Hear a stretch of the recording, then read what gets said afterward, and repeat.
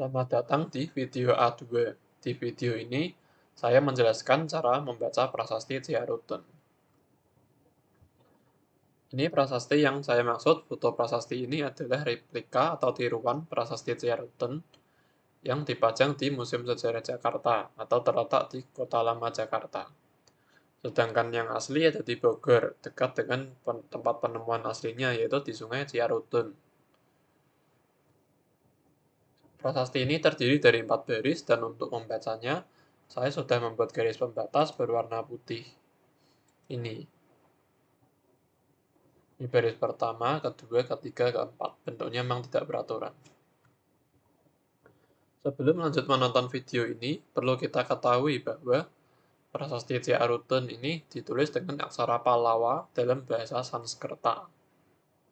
Aturan-aturan dalam aksara Pallawa bagian besar masih berlaku dalam aksara Jawa dan aksara Bali modern. Contohnya, aturan-aturan tentang pasangan, gantungan, sandangan, pangkon atau pemati.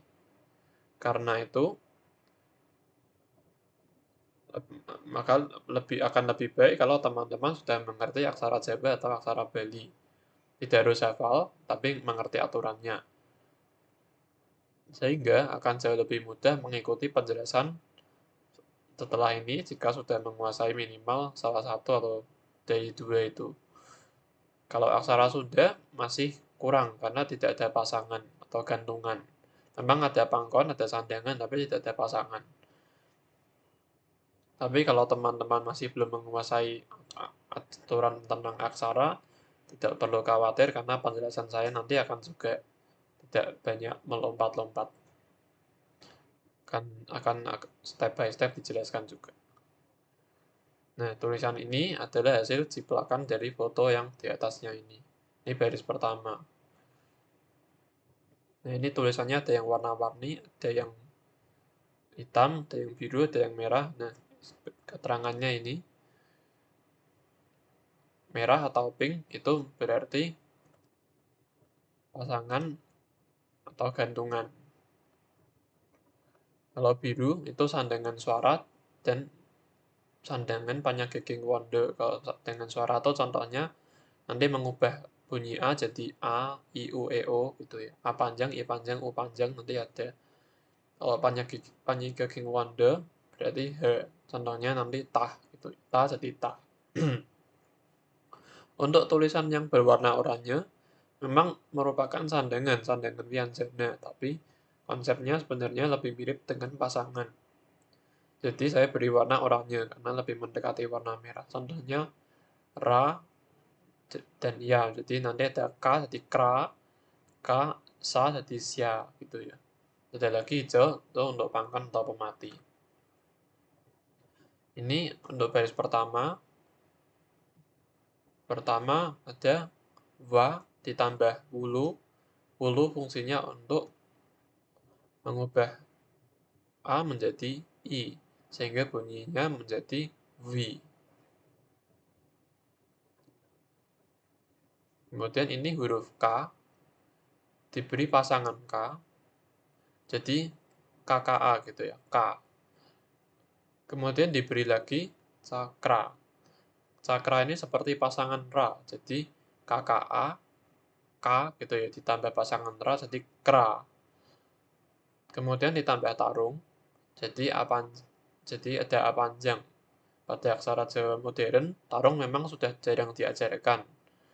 Tarung ini fungsinya untuk memperpanjang bunyi A, dari A jadi A gitu. Tapi kalau di aksara Pallawa ini masih ada. Jadi ini dibaca kra. Kemudian ini na diberi pasangan ta. Jadi A pada na ini hilang. Jadi enta. Kalau digabung ini jadi wikranta.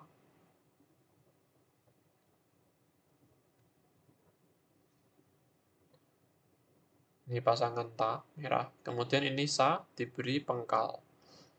Pengkal ini seperti pasangan dari ya.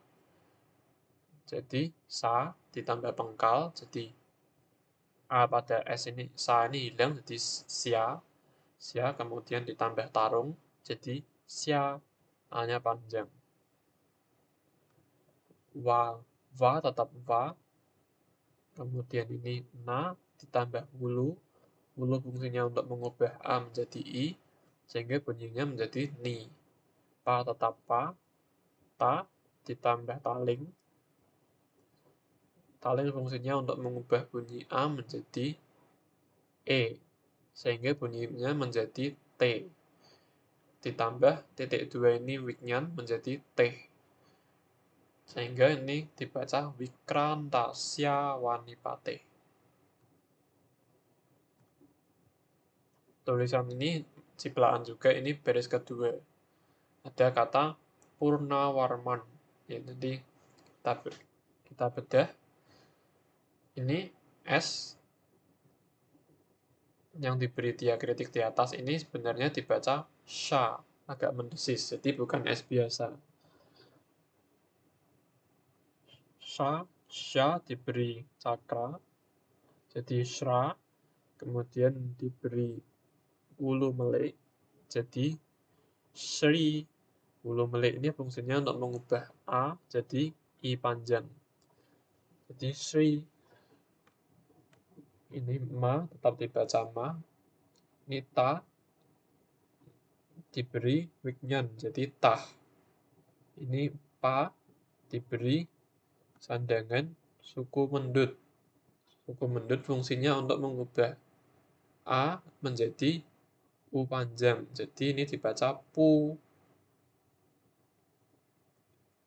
Kemudian ini ada semacam layar. Kalau aksara Jawa modern menyebut ini layar. Kalau layar, tapi kan di sini ya pu ditambah layar jadi pur. Kalau ini semacam layar tapi ditaruh di sebelah kanannya. Ini jadi dibaca pernah. N diberi titik di bawah, ini dibaca seperti na, tapi lidahnya menempel di langit-langit mulut. Nah, ini kenapa na ada dua, karena aturannya memang begitu. Setelah R, kalau ada huruf matinya harus diulang. Jadi harus 2 kali.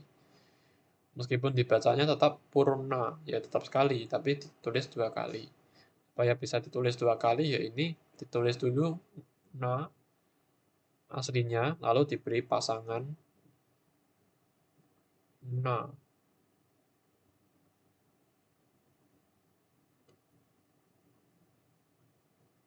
Kemudian ini wa, tetap wa. Ini ma, diberi pasangan ma. Jadi rema. Kalau dibaca, jadi purna warma. Kemudian terakhir ini na ditambah wiknyan. Jadi nah. H diberi titik di bawah, ini memang simbol dari wiknyan. Jadi ini kalau digabung semua dibaca Sri Mata Purna Warmana. Ini aturan sastra lampah ya. Jadi na ditambah Purna Warman ditambah ah. Jadi Purna Warmanah gitu. Bukan Purna Warman ah, tapi Purna Warmanah. Ini baris ketiga bunyinya Tarumana Garindrasya. Re di sini berasal dari ra dan i. Ini adalah aturan sandi. Sandi itu sambungan. Kalau sandi di tulang itu sendi ya. Sendi itu sambungannya tulang.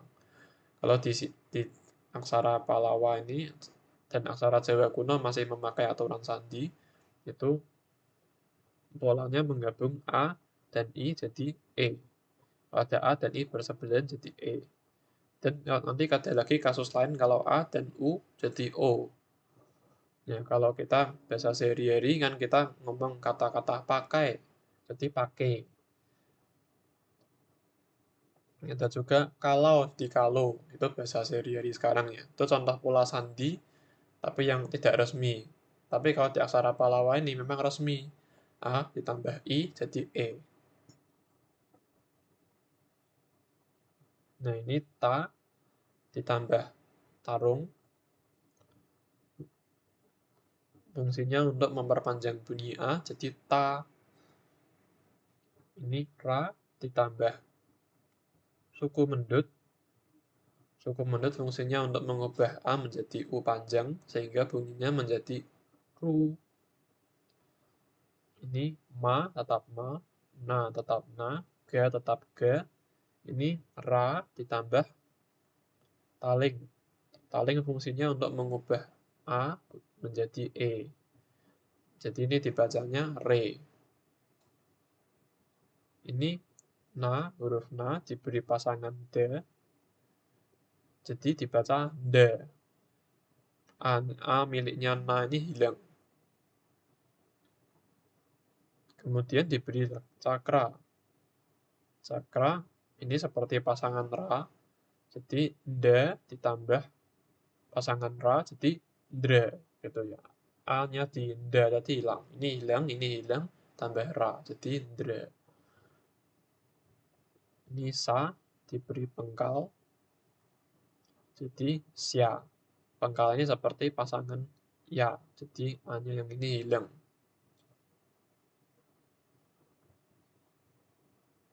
Jadi kalau dibaca untuk keseluruhan Tarumanagarindresya. Ini baris keempat dari fotonya seperti ini, diciplak jadi seperti ini. Ini wa ditambah wulu. Wulu fungsinya untuk mengubah A menjadi I. Jadi wa ditambah I, wulu jadi wi. Kemudian ini snow tapi saya buat dulu di sini. Satu bagian ini adalah sha ditambah taling ditambah tarung. Oh iya, sha ini lidahnya mengucapkan sha, ini lidahnya menempel di langit-langit mulut seperti waktu mengucapkan na tadi. Na juga lidahnya menempel di langit-langit mulut. Jadi ini dibaca sha, kalau sudah diberi taling tarung dibaca sho. Kalau ini sudah jadi ya sho ditambah na, pasangan na. Jadi snow. Kalau digabung dengan depannya jadi Vishnu. Kemudian ini ra diberi wulu. Wulu fungsinya untuk mengubah A menjadi I. Jadi ini dibacanya ri. Ini wa tetap wa, pa tetap pa, da tetap da. Ini da diberi pasangan va. Jadi dua. Ini ya tetap ya. Ini ma mau dimatikan, mau dihilangkan A-nya. Kalau biasanya kan kita menghilangkan A dengan diberi pasangan. Ini juga dengan pasangan. Di sebelum-sebelumnya juga kita pakai pasangan. Di sini ma ini sudah huruf terakhir. Sudah tidak ada lagi huruf berikutnya karena sudah di akhir kalimat. Jadi untuk mematikan kita pakai pangkon atau pemati. Mematikan itu maksudnya menghilangkan bunyi A-nya. Jadi dua yan. Jadi ini kalau dibaca keseluruhan Wisnu Riva pada 2 yan. Mungkin sampai sini ada yang bertanya, di sumber lain ditulisnya pakai V. Jadi ya yang huruf seperti ini bukan W tapi V. Contohnya Vikranta Syafani Pateh. Nah, pakai V. Sebenarnya kalau teman-teman perhatikan tadi saya juga mengucapkan ini bukan dengan W dan bukan juga dengan V. Tapi kira-kira tengahnya va gitu ya. Va. Jadi keduanya tidak tepat. W maupun V tidak tepat. Tapi di sini saya tulis pakai W. Alasannya karena V dalam bahasa Sanskerta ini diserap menjadi W dalam bahasa Indonesia. Contoh yang paling gampang, kita tadi ada kata-kata Purna Warman. Pakai wa, bukan pakai va, bukan Purna Warman. Tapi memang kalau mengacu ke IAST, International Alphabet of Sanskrit Transliteration, va tadi ditulis pakai huruf V. Gitu. penjelasannya sampai di sini. Dan sesuai tulisan ini tulisannya dibaca. Terima kasih telah menonton. Kalau menurut teman-teman video ini bagus dan menambah wawasan, silahkan bagikan video ini. Oke, sampai jumpa.